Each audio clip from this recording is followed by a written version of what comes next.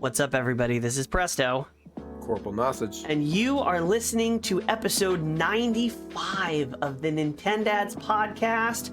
We went to Too Many Games! Too many games! Yes, we were invited as media to Too Many Games, which is the longest running and largest video game and board game convention in Pennsylvania, and they invited us as media. So we went. Thank you guys so much for having us, and that this episode is going to be all about that event and how kick-ass it is, as well as all the wonderful developers we met there, all the wonderful games we played there, and all the weird stuff for sale they were selling. No, we'll get into it. But if this is your first time listening to us, welcome. You have 94 episodes to catch up on. So we usually start our episode by talking about what we are playing and what we're sipping on. So we'll start in the normal spirit of the Nintendads. Corporal, what have you been playing lately? Besides all the games at Too Many Games, which we'll get into. So our friend group, since we were wee little ones, like 15 years ago, had a Minecraft server, and our gracious host here, Presto, has been hosting the server, and he's brought it back. It's called The Veldt, and we play Minecraft with us and a bunch of friends. Not necessarily for content creation, but just for fun. Just for funsies. And now that we're grown and adults and have kids, our kids play Minecraft with all of us. So it's entertaining. Yeah. And educational. It's weird going full circle because we played on this server probably like 15 years ago. Yeah. I think. It was right when I was out of college. So that would have been 2009. I probably started it a year or two after. So yeah, it was before Little Red was born. So yeah, it's 2014. So it's 2024 now. So that's 14 years. That's crazy. Yeah, we have been playing Minecraft with our friends, with my nephews, with our kids. It's weird and awesome. Minecraft has changed so much from back in the day when we used to play it. Oh, so, yeah. There's so much to learn now. Yeah, you know what hasn't changed? How buggy Minecraft still is. Thanks, Microsoft. Thanks a lot. Besides Minecraft, I'm still grinding away with Lady Sage, my wife, playing Kingdom Hearts here and there. And there's this other like small little game that I dabble with on the side when I'm bored, waiting for people to get changed and ready to leave the house. It's called Sir Love-A-Lot, which is basically a little knight who just travels across the kingdom, defeating foes and bringing flowers to maidens in their towers. Oh, now that you're describing this, I saw it in the notes and I'm like, what is that? You have talked about this in a previous episode. Yes. It's an entertaining game. It looks like a fun little game. Yeah. What have you been playing? I have been playing Minecraft, obviously. I've been playing The First Descendant, which is a new looter shooter MMO that is the exact middle point between Warframe and Destiny. It's right in the slot, as Nick Yeti would say. And it's been really fun. I'm not super sure about the grind to like unlock new characters because it looks pretty intense, or you can just open up your wallet and pay because it is free to play. So progression might be locked behind an absurd amount of time or behind actually paying for it. But the most important part is the gameplay is really fun. So I'm enjoying it so far. When you say progression, you really mean unlocking new characters, not necessarily a power cap or a better... Yeah, no. You could still level up. You could still do the story, but to unlock new... It's like Warframe. Warframe, you can make new Warframes and unlock them, and it takes a reasonable amount of time and like a very specific effort to gathering the materials to make a new Warframe, or you can just buy them. And The First Descendant follows very much in that footstep of Warframe. But the gameplay and the missions and stuff are more like Destiny, which I enjoy. It's a third-person shooter, so it's more like Warframe, but the structure of the missions is Destiny. I'm reviewing my Steam library as we speak since you have described it, and apparently it's already installed. So I Yes, good. I snuck into we'll, your house we'll and I see what installed it for happens. you. I've also been trying Zenless Zone Zero, which is the new Hoyoverse game, the Genshin Impact stuff. The combat is flashy and fun, and the music is cool, but it's got like a whole bunch of I'm a teenager walking around a city and I have to talk to people and I have to do all this nonsense before I get to the really good combat. So I don't know how much I'm going to actually play this game. I liked it in the beginning, but the more I'm playing it, the more I'm like, I have to do a half an hour of fluff with very, very anime dot. I mean, I like this story better than I like Genshin Impact, but I don't know. I don't know. Genshin Impact. I'm sorry. I I don't play Genshin Impact for the story. Oh, okay. I don't even want to hear it. I don't even want to hear it. Because I'm a gameplay story type of guy, but I play Genshin Impact for the combat and for the elements and for playing with other people. Yeah, I think Zenless Zone Zero has even less multiplayer options than Genshin, Oh, which yeah, is then I'm another not. mark against it. The other game that I've been playing a lot, actually, I've been sort of like low key addicted to it because I find myself with like 5 minutes and I'm reaching for my Switch to play Neo Sprint. Neo Sprint Ooh. is the new racing game from Atari, which is a sequel to their older game where it's sort of like the top down, you can see the whole track, and you have the little cars, and they can race and drift. But it's got a lot of new updates. It's got time trials, which are super fun. And this is a game, it just came out. We played it at TooManyGames at the Atari booth. We had a little interview, which you'll see here shortly. And wouldn't you know it, we have a copy of it on Steam to give away. So check the post. I'm not sure what the criteria is that we're gonna have to give it away. It's probably gonna be like a follow and share type thing. But if you're listening to this and you're listening to it, we're recording this on July 7th. I anticipate to have this out this week. So if you're listening to this from like around July 10th, check our socials because the giveaway is probably still going on. If you're listening to this in like August, sorry. But it's a very fun little game. Check the posts on our social media to see how you can enter to win it because we're giving it away. It's fun. I'll get more into it when we go into the Yeah, actual sections, but yeah. it is There's a very lot fun. to say about this game, actually. Yes. Real quick before we jump into the meat and potatoes of Too Many Games, what have you been drinking, Corporal? So I've been doing a lot of working out recently, and hydration has been a big key for me. So I've been sipping down a lot of different types of flavored water. And I'm also been drinking a lot of those like IV powders for hydration. Um, but we happen to have gotten a fancy, fun little bottle that we got to try at Too Many Games that I've been keeping in my backpack as well. Yes, Circle, Cir- Cirkul. I think we're pronouncing that right. yeah, Circle. Circle. And they're these water bottles. I actually don't. I think mine's in the dishwasher at the moment.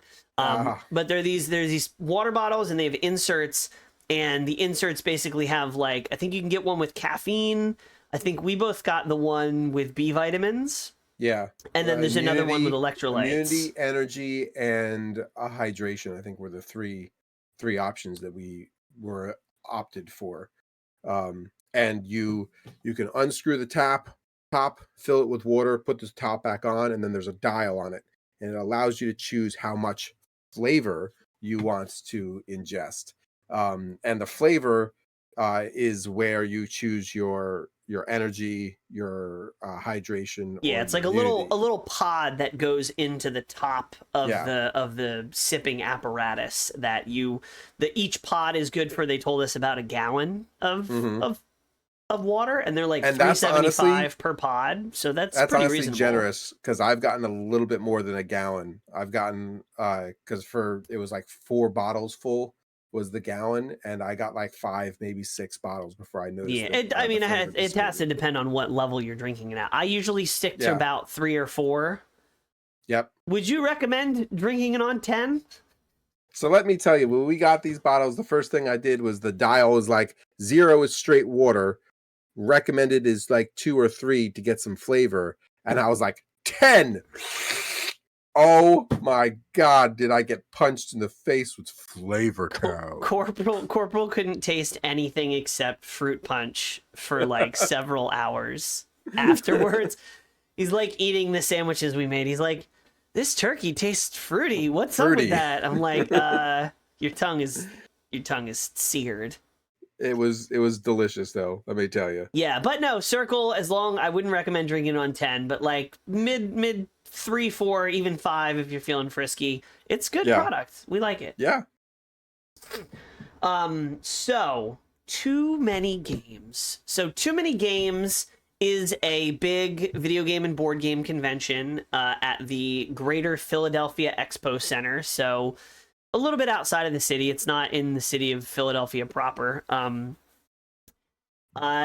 it's a big venue. They have the main like headline things of it are they have a absurd amount of used like retro video games, consoles, merch, shirts. They have voice actors. They have indie and board games and indie video game developers that you can go and play and talk to. They have tabletop games, and they have panels with different people, and they have an arcade. So we're going to go through each of these things and talk about what we liked, what we'd like to see improved, and just give you like a rundown. And by the end of this episode, you should know whether you want to go to Too Many Games or not. And if you're listening to us, I can already tell you that you probably want to go. You probably want to go to this. You want to go to this one. Let's start off with what I think is the most abundant thing, and that is the vendors. Because the structure of Too Many Games is it's basically in 3 big halls, A, B, and C. And the first hall is nothing but vendors. And let's see, can we get some B-roll up? Editing magic. Yes, you can see there's retro games, there's consoles, there's a ton of artists, a lot of 3D printed stuff from like which is really cool video games and stuff. But there were some swords. There was a lot of swords, weapons, sweet weapons. Corporal found his favorite sword, as you can see right here. This will be dropped in. Yes. Both of those master swords were gone on the last day. Yeah. Yes, I saw people walking around with them, and I'm like, you shouldn't be walking around with that. Those are sharp. They were beautiful. But if you are a vintage video game collector, this is like your holy grail. I can't think of any games across any console that I didn't see there. Yeah. It was the most amount of used video games, like old video games that I've seen ever. There were even some modded like old school Game Boys that were there as well. Oh my gosh. I've never been so tempted to buy like a 20-year-old Game Boy Color to play like the one game I have, Pokemon Blue, just sitting right there. There's a lot of Nintendo stuff, a lot of Super Mario and things like that, which were tempting. There was also, I mean, these are private vendors who were allowed to have access to booths, just like any other major convention. So the variety of things that were for sale were across all levels of the spectrum. So let me tell you, if there's a niche that you wanted to get into, it was probably for sale. There was also some things that were, I don't want to necessarily say unhinged, but we are a bunch of adult gamers, and let me tell you, there was some maybe adult contented items. Yeah. Yes, I would say, yeah. I don't necessarily mean like bedroom adult content. I mean like gory, mutilated, melting Pikachu face. There was one where it was basically like every character, and it was like cross sections, and it was like their face, and then like muscular, and then like in the middle it was like their bone, and it was like Hmm. Mario, Pikachu, Luigi, which was pretty gnarly. There There was were like also a lot of like thirst trap, like generous fan service for whatever you're into. There was some content for you to purchase and look at there. I don't know if I want to even. I don't know. I don't think I got any B-roll of it, but even if I did, in order for us to not get demonetized, I'm not going to show it. You're going to have to use your imagination. The next, so that was the main hall, and then the second hall, I didn't realize I put this in the order of like of the halls. of the Yeah. halls. The next hall was voice actors, and Yes. they had some folks there from Baldur's Gate. They had the voice of Asterion, Neil Newman. They had the voice of Karlach. They had the voice of a bunch of other people, and they had the one and only Mr. Spike Spiegel himself, Steve Bloom.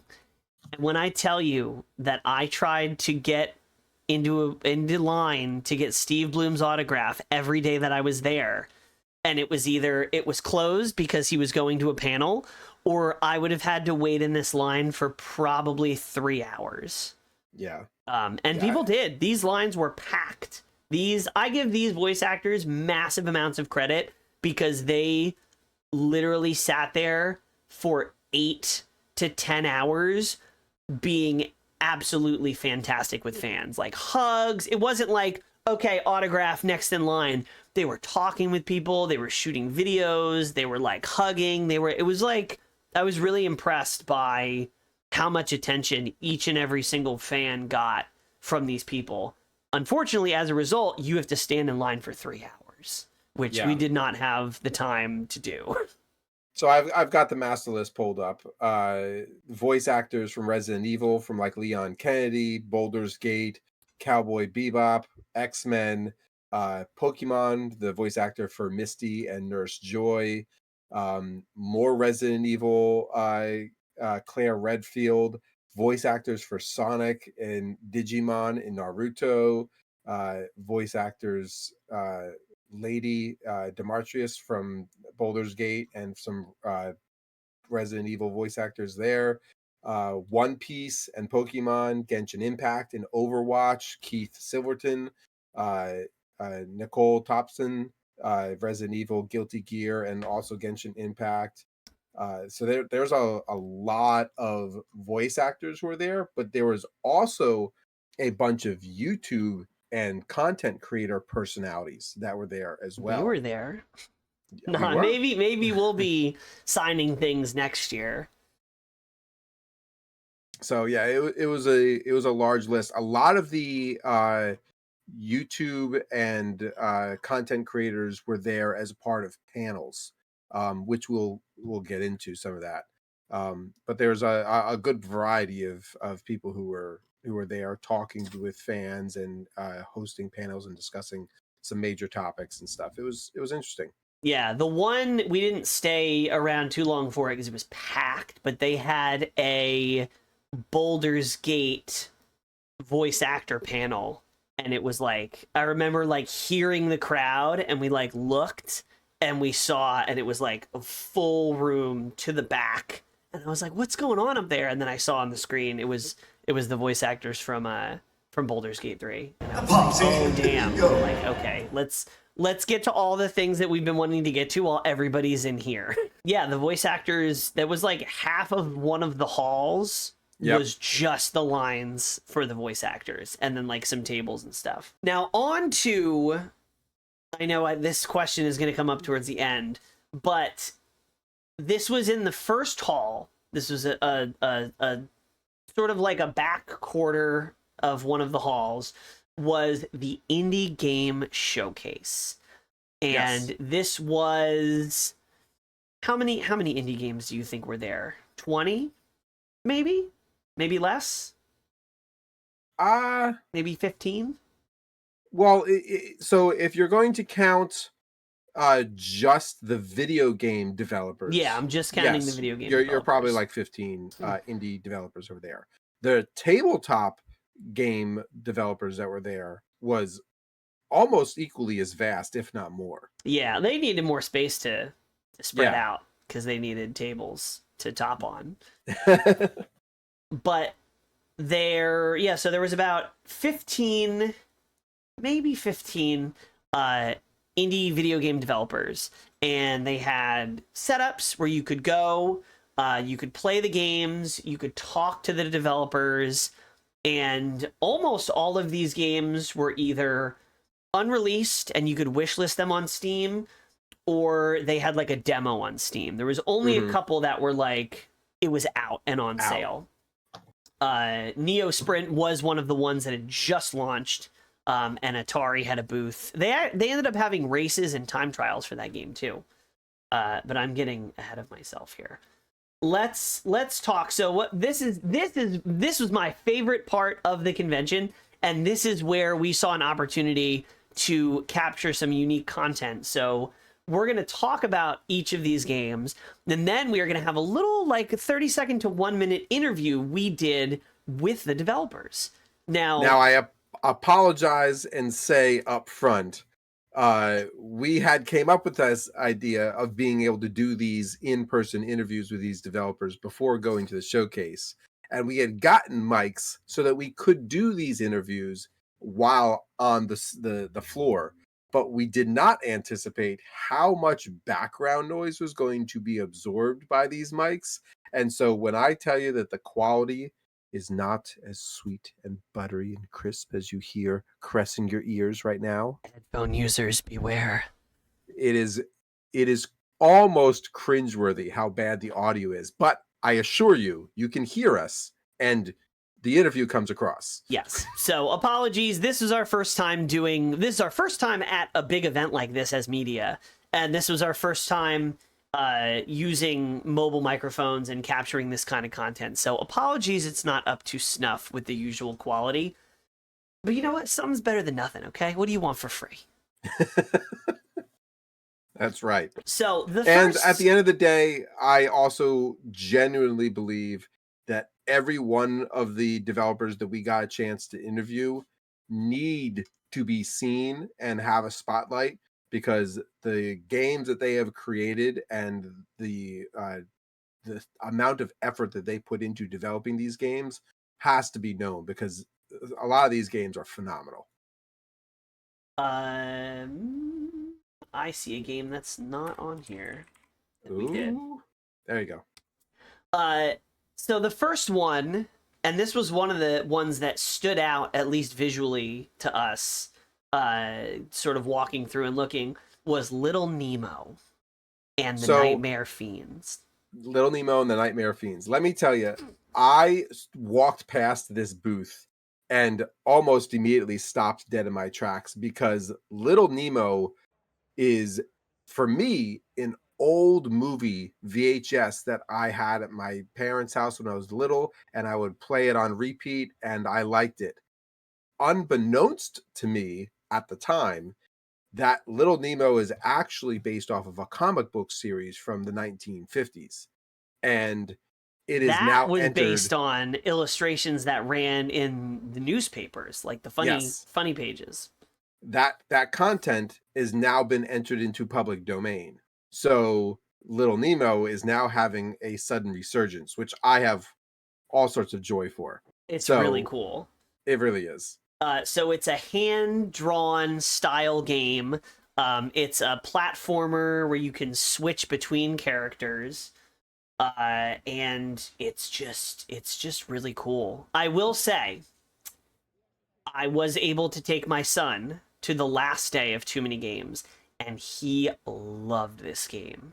And we talked with the developers, and they're like, he is our target demo. He played for about 15 minutes, and then he stopped, and two people immediately came out from behind the booth and we're like, how far did he get? How long did he play? What did he think? Why did he stop playing? Did he run it? Like, it was so cool to be able to play it, to share it with my son, and then also be like real-time feedback with the devs.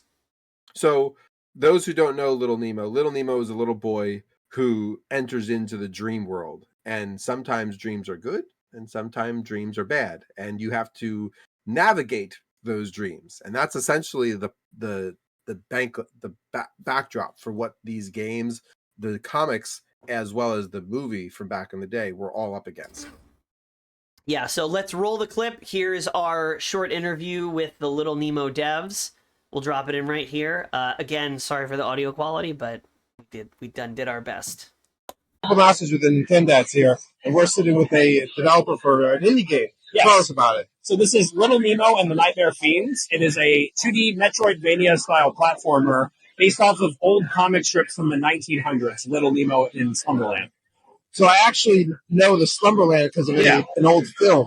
Yeah, was that Adventures in Slumberland? Yeah, Adventures in Slumberland was a movie. It was a childhood movie I watched. Yeah. So it's based off the same thing. It's based off the same original comic strips, which have entered public domain because they're from 1905. Yeah. So tell us about the game.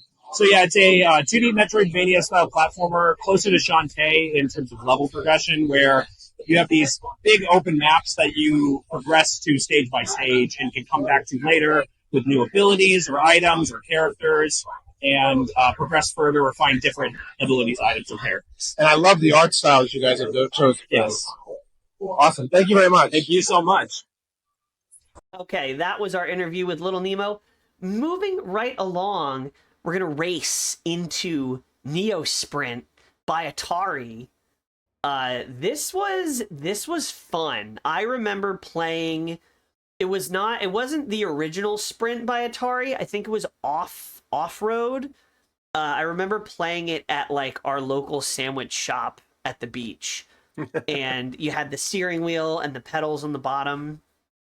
But it's a top-down racer, and you have the little cars and you go around. And at first glance, it seems like, oh, this is like a fun little casual racer. But once you get into unlocking the cars and the drift mechanics, it's got a little bit more of a learning curve and a skill ceiling than I previously thought. Now that I have it on Switch, I got a giveaway copy from TooManyGames. Thank you, Atari. And I've been playing it on my Switch, and it is very fun. It's very addicting because it's just like, oh, I'll just do one more race. I'll just do one more race. So not only is the game addicting and there's cars to unlock and different stats for each vehicle and skill sets to master across the board, but it's also has a builder mode in it so that you can build your own maps and then share those racing maps with your friends. And then you can use multiplayer and play with your friends on these maps. So there is so much infinite replayability with this game.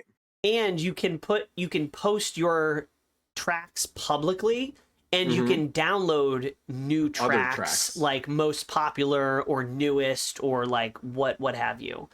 So there's essentially an infinite amount of tracks in this game. And the tracks like have different themes, and you unlock different track parts and different track themes as you progress through the campaign. It's got like a loose story mode, as much of a story mode as any racing game has, where you race different rivals, and then you unlock car skins, tracks, things like that. It is co-op, or not co-op, it's couch co-op. So couch multiplayer only. There's no online play, which I kind of low-key like, because it keeps it simple. It encourages that old school, like, sitting next to your buddy. It's up to 8 players local co-op on the Switch. And it's the controls are simple enough that you really could do this comfortably on a Joy-Con. And it's just stylish. It's cool. And we have a copy to give away. So again, check our socials if you're listening to this around July 10th, the week of July 10th. And you could win yourself a copy. And we talked to, I think it was Sam from Atari, which you can view right now. CorporalNosaj here with the Nintendads. Tell us about this game. Yeah, so this is a Neo Sprint. came out a couple days ago. It's an isometric arcade style old school racer. Supports up to 8 players local. You can make your own tracks, share them online, have other people's tracks to race on. A bunch of different vehicles. They all handle differently. New skins to unlock, new parts to unlock with the track builder. Lots of stuff to do. It's You awesome. said 8-player local, right? 8-player local. And making your own maps. And Make they your can own be maps. shared. That's Yeah, pretty cool. exactly. I like that a lot. Awesome. And then if you don't have anyone to play with, there's obstacle races. There's a whole campaign mode. Lots of stuff you can do on your own. It unlocks stuff in the track builder. Unlocks new skins for the vehicles. Awesome. And it's available on every platform. So whatever you play on, you can buy it right now. Glad to hear it. Thank you very much. Yeah. Thank you. Very fun little racer. I might stream it. I might stream it at some point as like a fun little stream. All right. I'll hang out in the lobby and commentate. Heckle me. Yeah. That's what you do. The next game. So when in this indie developer showcase, there were QR codes everywhere, and you could vote for your favorite game, and they had awards. And this game ended up getting second place, and this was the game that I voted as my number one game. And it was tough because Neo Sprint was super fun. There were a couple other ones that I really liked, but Blinding Light, single guy developing the game, single graphic artist doing the art for the game, one little crow and his spirit cloud ghost thing. And this was a sort of a 2D pixel old school style platformer, but the movement was smooth. You had to double jump and an air dash and like a dive kick attack, and you could bounce off the walls. And I just wanted to sit and play this game and keep playing this game. I think Corporal has got some footage of me playing it that maybe you're seeing right now. And Definitely this game is just starting out. They put together the demo just for TooManyGames, but this is one to watch. I really enjoyed this one. You didn't play this, right? You just watched. I got a chance. I got a chance to play it, but a very quick chance to play it. Most of the time was spent with you having the opportunity to play it. It is a lot of fun. I was very impressed with the developer and how much he put into it, and obviously you'll see with the interview that he really does enjoy what he does and is very excited to be able to get this game out to the public once it's ready. Yeah, and he gave me a little pin. Yeah. Of the main. Look at that. I forget the main character's name. Oh, it's Light. The character's name is Light. Come on, focus, camera. Yeah, it's named, the main character is a crow named Light, and he's got a little spirit ghost buddy cloud thing that helps him along, that follows you around in the game. And here is our short interview with him. Hey everybody, Presto from the Nintendads Pocast here at TooManyGames Day 2. We are talking with the one and only dev of Blinding Light. Tell us a little bit about your game. So Blinding Light is actually a NES platformer. We focus on fluid movement and overall just a strong NES Plus experience. Yeah. When, I know it's very early, you guys put together a demo for this convention. When do you think it'll be out? I'd say 2026, honestly. Like 2026, 2027. That's definitely the closest that I could even say because it's just so early, but we're trying to get it close to completion. At least a demo should be in a couple months, like okay, for a public awesome. one. Yeah. Cool. Steam, maybe Switch? Yeah. Maybe Switch? Yeah, we'll go Switch and Steam. All right, cool. And what was your name? Matt, Blinding Light. See you again. Next on the list, I will let you gush about this one because I think this might have been your favorite. Oh, it definitely was.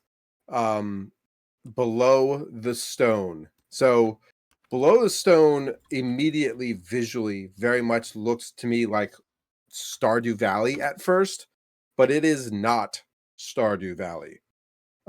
It has that same top-down like viewpoint perspective, but you are a miner who goes into the mine to dig and to uncover the mystery of the mine, who is trapped in the mine, bring materials and goods back to the village and to the tavern, and then go back out into the mine and take on the challenges that are out there.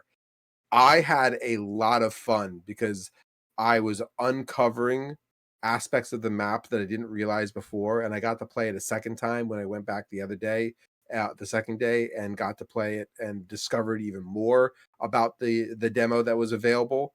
The game is available on Steam. It is a lot of fun. I highly recommend everybody adding it to their wish list for when it's full release. And it's coming out for Steam, Switch, Xbox, and PlayStation. So it's across all platforms. They've got a Kickstarter that's out.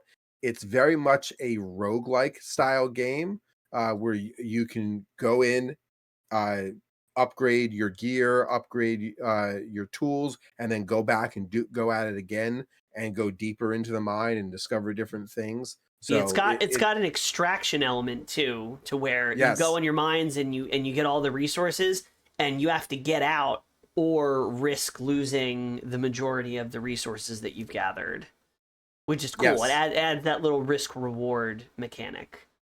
So it's definitely worth it. It's on sale right now on Steam for 20% off, which ends July 11th. So if you're listening to this, if it's before July 11th, go.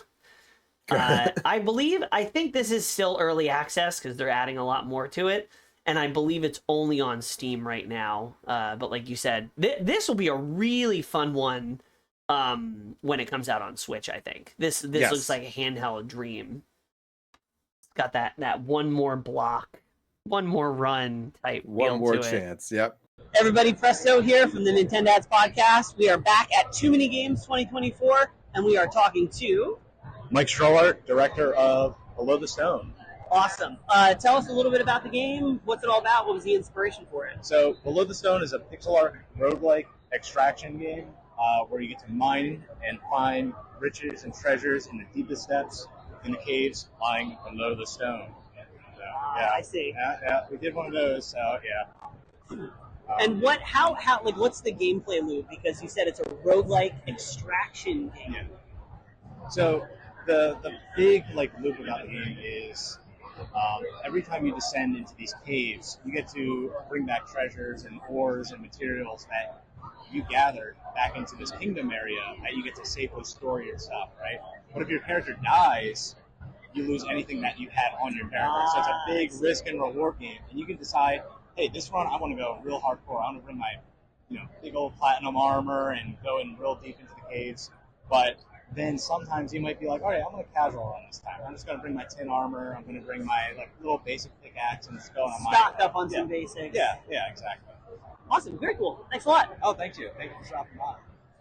Interestingly enough, the developer for Bright Light is also one of the co-developers and artists for Below the Stone. Oh, that's right. They work together in essence, which is really cool. So we got to know Bright Light developer, and we were talking to him. He's like, I'm actually also working with them, and it's like, oh my god, I really like that game. So it was pretty neat. Yeah, they both look very different, but they both sort of stuck to that pixel art style. Mm-hmm. Which just screams indie goodness. It's Yes. cool to see developers teaming up, and I believe both of those developers are based in Pennsylvania, so a lot of these developers were local to the area, which is really cool to see. Next up, Rightfully Berry Arms. It is a bullet hell roguelike. So top down, you're a little bear. You get guns, you pew pew pew, and you get, you fight bosses, you get random upgrades. But when you beat a level, you choose how the game gets harder. So when you complete the level, you get your upgrades, but then when you go to the next level, you have to pick your poison, basically, where it's, okay, you take more damage or all the enemies move faster, or there's more enemies, or something like that. So you really get to choose not only how you upgrade yourself, but how the game is upgraded against you. And that was fun. I got to play through one level, and then I got to the end of the level, and I chose the thing, and then I immediately died. And it has all kinds. It's got handguns and shotguns and grenade launchers. Like, it's pretty cool. This one is also on Steam in early access, and is 30% off right now because it's the Steam summer sale. So yeah, everything's on sale. Yeah, this was really fun. Definitely like sweaty, action packed. And here is our developer interview with the devs behind Rightfully Barry Arms. Hey everybody, this is Presto. We are at TooManyGames 2024, and we are talking with the devs of Rightfully Barry Arms. Tell us a little bit about the game. What was the inspiration, and just tell us all about it. Yeah, so it's a twin-stick bullet hell roguelite. I think we got a lot of inspiration from some of the great bullet hells like Isaac, Nuclear Throne, Gungeon, Dead Cell, things like that. But we just wanted to put a little bit more emphasis on planning and meta progression. So as you finish dungeons, you kind of influence the rewards of following dungeons. And then one other cool aspect of it is you, as the player, get to choose how the game gets more difficult. So as you beat bosses, you choose how to level up the enemy. Oh, that's cool. Yeah. And when's it coming out? So we're out on Steam Early Access right now. We're actually running a sale for TooManyGames, so it's usually $10, but it's $7 right now. We're planning full release sometime 2025, alongside PC and Xbox. Awesome. Thanks for talking with us. Yeah, appreciate it. Thank you. Next up, Corporal, this one's all you because oh my gosh, we circled the indie showcase probably like 8 times trying to find a seat to sit and play this game. These guys, they had a big sign and it said, "Do you like Portal?" ? And everybody stopped because everybody loves Portal and free cake. To play this game, TimeWorks. So TimeWorks, yes, is very much like Portal, where it's a puzzle-solving game. But in Portal, you have to physically skip through space and time in order to solve these puzzles. Where in TimeWorks, you have to skip through time in order to solve puzzles. So, for the perfect example, there's only one person working in this warehouse, and you have to get this box that's up here, down here, across the room, and up to this other platform. And they have only hired you. They didn't hire anyone else. So you have to do an action, rewind time, play time, allow the action to happen, catch the box, walk over and throw, rewind time again. Now there's a past version of you throwing the box, a past version of you catching the box and moving it and throwing it, and then the current version of you catching the box and then dispensing it where it needs to be. And you just have to constantly be manipulating time in order to, complete these puzzles. I've seen one example where you are jumping off of the platform and then the future version of yourself double jumps off of your own body to get onto the next section. So like you're sacrificing yourself in order to complete the future version of you's task. It is a lot of fun. It's as if you were an Amazon employee, but then you got mixed with Portal. It's very entertaining. It made my brain feel a little melty watching you play this. I was trying to talk with the devs and like sort of side eye what you were doing, and I had to just look away because he would be talking and I would be looking, and I'm like, What? Did you just give yourself a high five? Like, what is going on here? So yeah, if you like Portal, you will probably like this. And it's mind-bending. And it's cute. It's like, it doesn't look necessarily like an indie game because it's like fully realized 3D, and I think it has a really good layer of polish on it already. Is it out? is the question? So I'm on the Steam site right now. You can download the demo, but it's also available, and it's 50% off promotion that ends July 11th. Hot So dang. it's only $7.49 right now. What? This is it's really cool. It's a really cool game, and it's cute. It's got a lot of personality and style. It doesn't look like Portal at all. It's got its own identity. It just sort of uses some of those philosophies from the Portal gameplay. Mhm. And here's our interview with the folks at TimeWorks. CorporalNosaj with the Nintendads here. Go ahead and tell us about the game. Hey, so this is TimeWorks. So basically the main concept is similar to Portal, but instead of bending space, you're bending time. So we call it like 1.5 player, where you basically work alongside past and future versions of yourself to solve time traveling puzzles. In this kind of like Monsters Inc. corporate Amazon environment. It's really cool. I got a chance to play it. It's a lot of fun. It's funny, you need help, but you got to help yourself. So you got to make sure you set yourself up for success. It's pretty cool. I love this game. So it's out?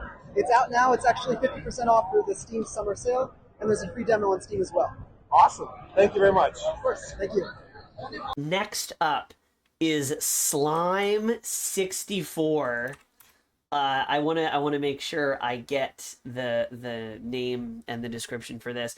So Slime 64 is a 3D platformer inspired by Banjo-Kazooie, Donkey Kong 64, Super Mario 64, where you're basically this little slime and you go to these different like elemental areas, and when you go to the water elemental area, you become a water slime, and you can use water slime things, and you can zip around. When you're going to the volcano area, you become a fire slime, and you can charge up, and you get like a double jump and light things on fire. And it's a simple game, but some of the platforming is not messing around, because if you played video games in the Nintendo 64 era, they're not you know, the modern games, which are a little bit easier. This had some legit challenges to it. I played this game. It was really cool. This was also one of the ones that my son really got into and played when I took him on the last day. The one amazing memory that I have that is specifically to this game is me and my son are playing. I'm watching him do it. He beats the whole fire level, all 3 levels of it. Fantastic. We turn around and there is a woman sketching with a sketch pad, and we look and she is sketching out a future character for the game. And I'm like, whoa. I'm like, that's really good. I'm like, do you do the art for this game? It was the artist for the game that was designing the next part of the game right there in the booth. And she was drawing like a train, and there was a water slime and a fire slime, and they would combine each other's powers and make a steam-powered locomotive train. And the fact that she was making it, and it looked like it, I mean, it's not a hand-drawn game, but her style that she was sketching in looked exactly like it came from the game, and it like blew my son's mind. I'm like, she's drawing that, and it's gonna go in that game. And he was just like, what? Like, it was, and she was really sweet with him, and he was like, oh, and she explained what was going on. And that is an experience that I didn't expect to have, and that I've never had. And that to me is like a good anecdote of what like some of the magic about TooManyGames is about. Because and maybe this is true for other conventions, but I've never had a chance to have an experience like that where you're playing an unreleased game, you turn around, you see literally somebody with a sketch pad making the next part of the game. Like, it was really cool. Yeah, that's really awesome. All right, we have a couple more things that don't quite fit in the indie game showcase here. This next one, Retroware Games. If I don't know if you know Retroware Games, they are a game developer. Don't get me wrong. They are a game developer, and they're small enough that they qualify for an indie game title. But they do so much more than just developing video games. They had a big ass booth. Yeah, Literally, you walked in, it was like boom. They are they're a company who tries to create modern conveniences for video games that are in the retro style. So they will build a modern style cabinet using flat screen and digital display and digital inputs and create modern video games that are in the retro style to be played on these modern cabinets that they make. There's a lot that really goes into them. We got a chance to play Toxic Crusaders when we were there. It was so fun. I was really just like liked that. It was just it reminded me of playing Teenage Mutant Ninja Turtles again, right? It had that feel. Crisper, obviously better graphics than the old school Teenage Mutant Ninja Turtle cabinets. But Toxic Crusader, each character had its own little, I'm gonna say gimmick, but you know how each turtle had their own power and abilities and stuff, right? It was a lot of fun, and we got to talk to one of the creators of 3 of the games that were at that booth, and one of the developers who helped make most of the other games. And here's that little interview right here. Hey everybody, it's Presto from the Nintendads Pocast. We're here at TooManyGames 2024, and we are talking to Programmancer with Retroware. This booth is badass. Thank Tell us a little bit about what games you guys make, kind of what you do. Yeah, so we do a lot of modern retro, so we like things back the way they used to be. Yes. And so we're trying to bring that back, modernize it a bit, make it a lot more fun for modern audiences. My game specifically, so I do Prison City and then the Transylvania Adventure Simon Quest around the corner there. We also have AVGN, we have Toxie that's coming out next year. Iron Meat right over there comes out later this year. Okay. Just tons of games. And it all harkens back to like 20 years ago, 30 years ago. So. Very cool. Yeah, we played some of them. We had a blast so far. Yeah, excellent. Yeah. It's our bread and butter. We love retro. So. Awesome. We do too. All right. Thank you. Perfect. Thank you. It's also worth mentioning that they do, I'm looking at their website right now, a lot of these games are on Steam and have physical copies. Like Love 3 has the Nintendo Switch, Eagle Island Twist, Agri Video Game Nerd 1 and 2 Deluxe is on Switch, PlayStation 4. I think Toxic Crusaders was one that we played that is, you can wishlist it on Steam. There was another like Castlevania inspired one. There was a Contra inspired one, Iron Meat, which we played, which was really fun, which is also one that you can wishlist on Steam. So if you like retro games, like they probably make your flavor of retro game. Yeah, they make all sorts of different games, but they also make their version of cabinets as well, which is you can see why it. Their you booth can see it right was here. so large. I loved their booth was probably my favorite booth. It was huge, and it was something about retro, like analog clickety clackety buttons and stuff. So that is all we have for the indie video game showcase. But there was also a large chunk of the show dedicated to tabletop, more than I thought, actually. I was impressed with how much tabletop stuff they had.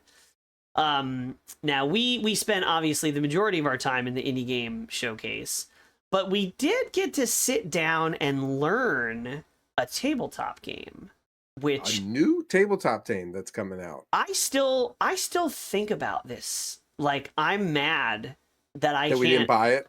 I mean, I could go buy it because it's out. It's called Varia.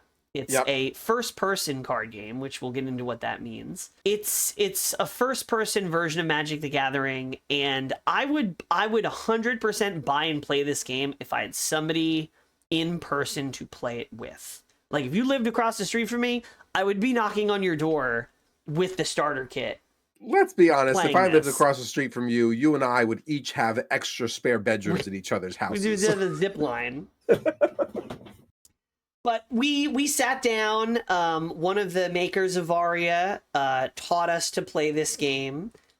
We played a round in which Corporal almost knocked my head off. So close. But I ended up getting him with some roguey assassin moves. But let's just cut to the interview because I think Yeah. the one of the creators explains it much better than we could. So here's our short interview with Varya. CorporalNosaj here with the Nintendads at TooManyGames. Tell us about your game. All right, hi, we're Varya. We are a first-person card game. No minions, no summons, no creatures, none of that stuff. You have to go and puppeteer. Instead, we want to put you in the front of the battlefield. We want you to be the one doing the actions and actually feel that thing. So we are highly narrative. We allow for a huge dynamic movements, crazy swings, awesome fun. So, I mean, that's the game in general. You guys just played it, so I hope you guys really enjoyed it. Yeah, we did. So, We did. It was a lot of fun. I got the chance to pull out the decapitation card. So Nice. I'm Nice. excited to be able to Did you get it? No. oh, no! Okay, fair. But it's a fun game. So, like World of Warcraft or these other Magic the Gathering, excuse me, with these other games, you're controlling the field. Yeah. You are actually just controlling the character you're fighting. Correct. We are just controlling that one thing. You are, we like to say you are the character that you are fighting for. So, Yeah, it's a lot of fun. nice. I can't wait to play it. It's actually they've been out since what are they started in 2020 or 2019. Yeah, Survived they've been around the for a little pandemic. while. In fact, they have been out so long they've actually started making expansion packs and stuff, but they are still very much small and getting their footing. And there's a lot to this game. Yeah, it's very open-ended. It's not, I can't remember if he called it out specifically in the interview, maybe a little bit, but it's not, it's your turn, it's my turn. You have an attacker and you have a defender, but you're both playing your turn at the same time. So Corporal's playing, he's playing his 3 cards. I'm playing 3 cards in a reaction to his 3 cards. Maybe he's reacting to a couple of my cards, and then we say, okay, let's resolve it, and then it resolves. There's dice, which is always fun. It adds a little element of strategic and luck. Not too much luck, because I think this is a very good competitive game. But it's got things, the playing at the same time, the dice rolling, and the amount of creativity you can have and play sort of the way you want to play it. And I know like every card game says that, but this one was a standout for me. Yeah, that indie showcase, the games and the tabletop stuff, there was so much to offer. There was a lot of fun being able to explore it all.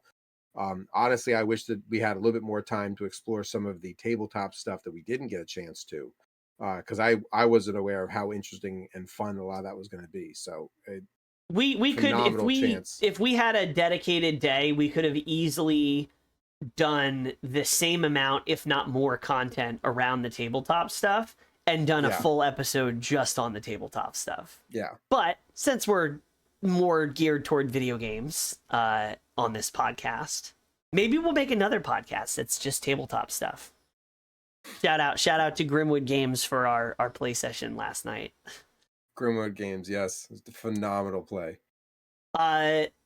Next, moving back in the warehouse that this was in the expo center, was the arcade. And this was a properly set up arcade, as you can see here on the video. It was cabinets, some old school cabinets. There were some Third Strike cabinets. I don't know if they were from Japan, but these are typically the kind of cabinets that you see in Japan. And the arcade was awesome, but a little crowded.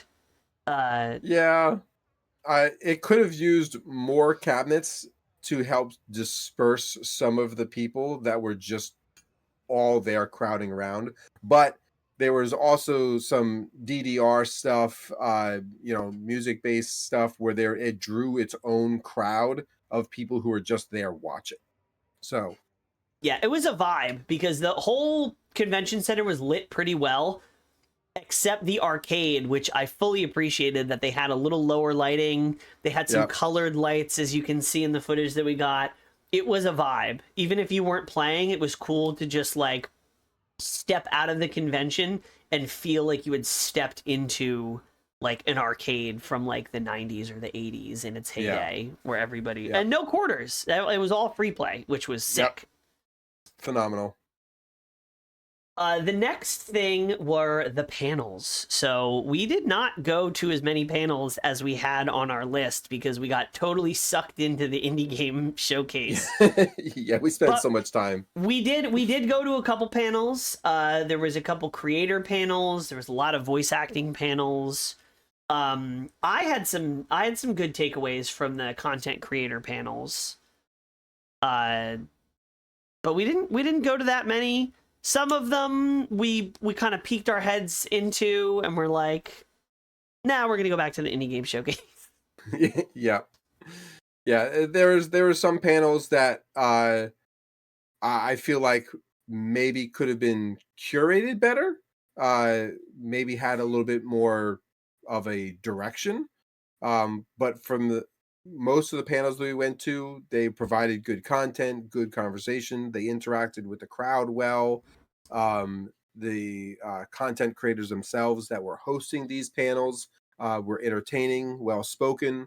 So it was good to be able to sit down and watch and listen other content creators like ourselves who are interacting with people and talk about their story and what they find passionate. There are a lot of different topics that were covered, but it was good to be able to sit down and see some of the stuff. But yeah, a lot of the stuff that they talked about are things that Presto and I cover already on our podcast. So for us, it almost felt redundant sitting around, and those indie game showcases were still drawing our attention. So we dipped out on a couple just so we can go back and play games and talk to the developers and hang out and try things. Yeah, there's some that I wish that we had made because a lot of them were like more interactive, like discussions. But we'll have to just go next year. Maybe we'll have a panel next year. Maybe we'll have a panel next year. The last thing that was on, and we saw like a little bit of this on the last day, but there were like full-blown concerts. There were video game music concerts and bands, and we sort of like stumbled into one of these on the second day, and it was badass. Yeah, like people were rocking out. They were into it. Packed crowd. Like honestly, it was packed enough that like if they rocked out too hard, there might have been a mosh pit at some point. Like yeah, I mean, I don't know about video game enthusiasts and mosh pits. Those don't seem super compatible, but I mean, yeah. Did you see some of those people who were dressed in their cosplay outfits? They looked like they were ready for war. Yes, actually, that's a good thing that we also didn't talk about. It wasn't really panels, but there was cosplay wrestling and cosplay contests. We didn't really get a chance to hit either of those things, but the amount cosplay dance off. Oh yes, yeah, cosplay dance off. We did poke our head into that one. Some of these cosplays were really, really good. If I can find it, I believe we have a clip of it was somebody had an amazing Samus in her full power suit cosplay talking to Starwolf from Star Fox. Yep. And there were a lot of fun moments. The last day I was there with my son, there was a woman, I don't know what character she was, but she had like really exaggerated like pointy elf ears, and my son made me go up to her and ask her if those were her real ears. And she said yes, and he gooned out. He was like, really? So there were a lot of amazing cosplayers. Shout out to all you guys. We really didn't get to talk with too many of them because we were bouncing around a lot, but the cosplay was on point at this convention. I also must apologize to some of you cosplayers out there, because I'm sure that as I was walking by, I was like, look at that. Like, I'm sure I gave you guys some weird stares. I apologize. Every 20 minutes, I'd be like, Corporal, look, there's another Link. There's another Zelda. There's another Link. The craziest one that I saw was somebody was... I hate to even say they were dressed up as a Dark Souls boss, because they were like... It was like a 10-foot tall... Yes. It wasn't even a costume. It was a 10-foot tall recreation of a Dark Souls boss that somebody was inside moving around. Yep. Like, it was some Jim Henson's shit. It was amazing. I was like looking, and Corporal was like talking to me, and I was like, tarnished. Look behind you. So that brings us to the conclusion of this episode. Thank you for Too Many Games. Corporal, what was your highlight? What was your favorite part of this weekend? Without a doubt, being able to play and talk to the developers of the indie games. I mean, Same. that's our niche. That's our bread and butter. So it's no question that that's where my attention was mostly drawn. We pulled ourselves away from content creator panels because we were so interested in what the indie developers had to create and show us, and the humbleness of them coming to talk to us and allowing us to do these interviews with them. We're extremely grateful to them. And I am so excited to be able to share what they have created for the world with all of our viewers. So thank you. Yeah, same. I'm so glad that I didn't look up the games that were going to be featured in the indie showcase, because it was so nice being able to just see these. And there were more. Don't get me wrong. We did not interview every single indie game that was there. We probably got to maybe half of them, the ones that caught our eyes, but there were plenty more that were doing amazing work. And I'm glad I didn't look it up beforehand, because it was awesome to just walk and be surprised. Yeah. And I hope they expand the indie developer showcase next year and make it like twice the size, even though that would mean we don't really do anything else. We're just gonna be there. That's fine. It's a 3-day convention. I'll dedicate 2 days to nothing but content creating for the indie developers. 2 days. We actually got to meet the guy who's responsible for curating all of the indie developers being there. He gave us his business card, and he asked us to share our episode with him once we get it set up, because he put his heart and soul into creating and bringing these indie developers into the convention. So if there's anything I can give back, I would say give me more. Yes. I'm not gonna put his information out on the podcast, but yeah, thank you. He reached out. We exchanged some niceties after the fact. But yeah, this is great for the indie community. The most important thing I could say is, if any of these indie games sounds even remotely interesting to you, go check them out, wishlist them on Steam. This is how we inject creativity back into the video game industry in a world of generic shooters and half-finished games that we've talked at length about in many episodes. A lot of these games that weren't finished still felt better than some of the quote-unquote AAA games. Yeah, AAA. Yeah. So go AAA check is them a out. joke nowadays. Yeah, no, it's not. It's just AAA. AAA is where it's at. I would love to see some of these games, when some of the ones that were in early development, be featured in something like a Nintendo Indie Direct or the AAA initiative when they're finished. So check them out. We're the Nintendads. This has been our coverage of Too Many Games, and we'll see you on the next one. Peace.